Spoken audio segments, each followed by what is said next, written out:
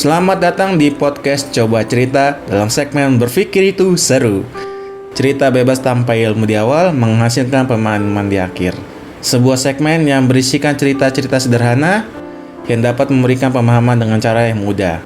Terima kasih kepada Coba Cerita Explorer, itu para pendengar dan pemirsa sekalian. Semoga konten-konten kami dapat bermanfaat dan memberikan pemahaman dengan cara yang mudah untuk Anda. Jangan lupa untuk mengikuti kami di YouTube dan juga ikuti akun media sosial kami. Klik like, share, komen, dan subscribe, dan aktifkan loncengnya para Explorer. Coba Cerita Explorer. Jangan ragu ya untuk berbagi pendapat dan ide atau pertanyaan kepada kami. Bisa melalui media sosial kami ataupun komen yang ada di bawah deskripsi podcast.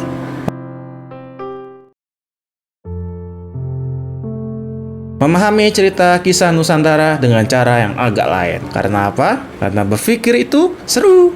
Para Explorer pernah mendengar cerita dongeng mengenai kisah Nusantara dari berbagai macam daerah? Wah, apakah jangan-jangan generasi saat ini sudah jarang atau bahkan tak pernah mendengar kisah mengenai cerita kisah dongeng Nusantara? Kalau para Explorer ingin mengenal atau mendengar kisah dongeng Nusantara ini, bisa loh searching di Google ataupun di YouTube. Pasti muncul deh kisah cerita kisah dongeng Nusantara, mulai dari kisah fiksi atau nyata. Dan di episode kali ini, admin Coba Cerita akan mendongeng mengenai cerita kisah dongeng Sang Kuryang, legenda Gunung Tangkuban Perahu.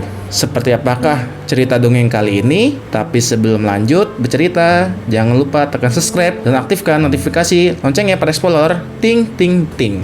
Pada zaman dahulu kala, di daerah Jawa Barat, hiduplah seorang putri raja yang bernama Dayang Sumbi. Ia mempunyai seorang anak laki-laki bernama Sang Kuryang. Anak tersebut sangat gemar berburu di dalam hutan. Setiap berburu, ia selalu ditemani oleh seekor anjing kesayangannya yang bernama Tumang. Tumang sebenarnya adalah titisan dewa dan juga bapak kandung dari Sang Kuryang. Tetapi Sang Kuryang tidak tahu hal itu dan ibunya memang sengaja merahasiakannya. Pada suatu hari, seperti biasa, Sang Kuryang pergi ke dalam hutan untuk berburu. Setelah sesampainya di hutan, Sang Kuryang mulai mencari buruannya. Dia melihat seekor burung yang bertengger di dahan. Lalu tanpa berpikir panjang, Sang Kuryang langsung menembaknya dan tepat mengenai sasaran. Sang Kuryang lalu memerintahkan Tumang untuk mengejar buruannya tadi. Tetapi Tumang diam saja dan tidak mau mengikuti perintah Sang Kuryang. Karena sangat jengkel pada Tumang, maka Sang Kuryang lalu mengusir Tumang dan tidak diizinkan untuk pulang ke rumah bersamanya lagi. Sesampainya di rumah, Sang Kuryang menceritakan kejadian tersebut kepada ibunya. Begitu mendengar cerita dari anaknya, Dayang Sumbi sangat marah. Dia ambilnya sendok nasi dan dipukulkan ke kepala Sang Kuryang. Karena merasa kecewa dengan ibunya, maka Sang Kuryang memutuskan untuk mengembara dan meninggalkan rumahnya. Setelah kejadian itu, Dayang Sumbi sangat menyesali perbuatannya. Ia berdoa setiap hari dan meminta agar suatu hari dapat bertemu dengan anaknya kembali. Karena kesungguhan dari doa Dayang Sumbi tersebut, maka dewa memberinya sebuah hadiah berupa kecantikan abadi dan usia muda selamanya.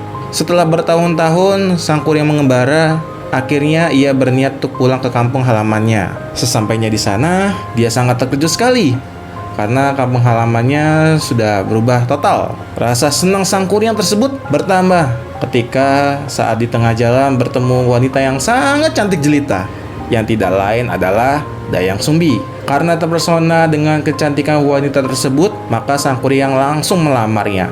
Akhirnya Sang Kuryang diterima oleh Dayang Sumbi dan akan menikah dalam waktu dekat ini. Pada suatu hari, Sang Kuryang meminta izin kepada calon istrinya untuk berburu di hutan. Sebelum berangkat, ia meminta Dayang Sumbi untuk mengencangkan dan merapikan ikat kepalanya. Alangkah terkejutnya Dayang Sumbi, karena pada saat dia merapikan ikat kepala Sang Kuryang, dia melihat bekas luka.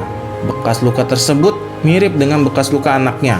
Setelah bertanya kepada Sang Kuryang tentang penyebab lukanya itu, Dayang Sumbi bertambah terkejut karena ternyata benar calon suaminya tersebut adalah anaknya sendiri. Dayang Sumbi sangat bingung sekali karena dia tidak mungkin menikah dengan anaknya sendiri. Setelah Sang Kuryang pulang berburu, Dayang Sumbi mencoba berbicara kepada Sang Kuryang supaya Sang Kuryang membatalkan rencana pernikahan mereka. Permintaan Dayang Sumbi tersebut tidak disetujui oleh Sang Kuryang dan hanya dianggap angin lalu saja. Setiap hari, Dayang Sumbi berpikir bagaimana cara agar pernikahan mereka tidak pernah terjadi. Setelah berpikir keras, akhirnya Dayang Sumbi menemukan cara terbaik. Dia mengajukan 2 buah syarat kepada Sang Kuryang. Apabila Sang Kuryang tidak memenuhi kedua syarat tersebut, maka Dayang Sumbi mau dijadikan istri. Tapi sebaliknya, jika gagal, maka pernikahan tersebut akan dibatalkan. Syarat yang pertama adalah Dayang Sumbi ingin supaya Sungai Citarum dibendung, dan yang kedua adalah meminta Sang Kuryang membuat sampan yang sangat besar untuk menyeberangi sungai. Kedua syarat itu harus selesai sebelum fajar menyingsing.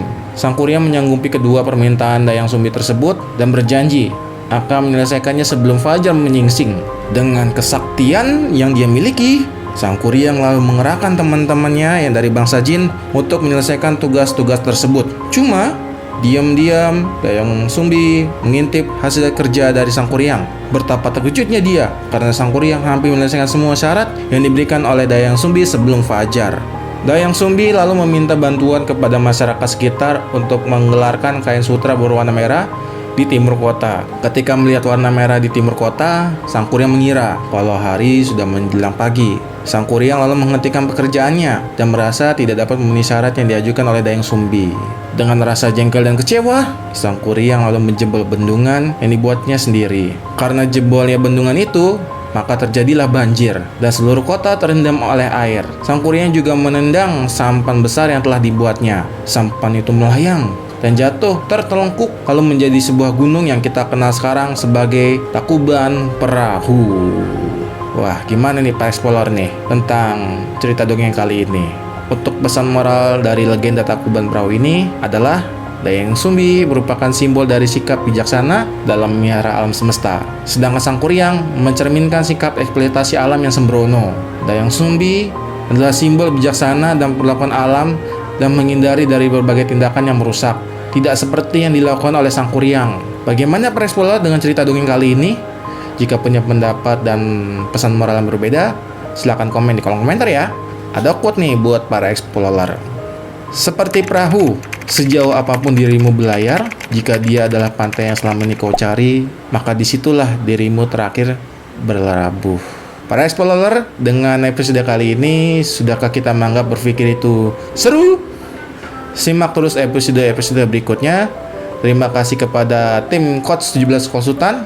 Bila ada yang ingin mengikuti tes kepribadian, tes psikologi, dan konseling, serta tes minat bakat pada anak, bisa hubungi kontak dan email yang ada di layar kaca Anda. Oke, sekian dulu untuk episode kali ini. Sampai bertemu lagi di episode-episode berikutnya. See you next time. Bye-bye. It may seem like a minor insignificant case.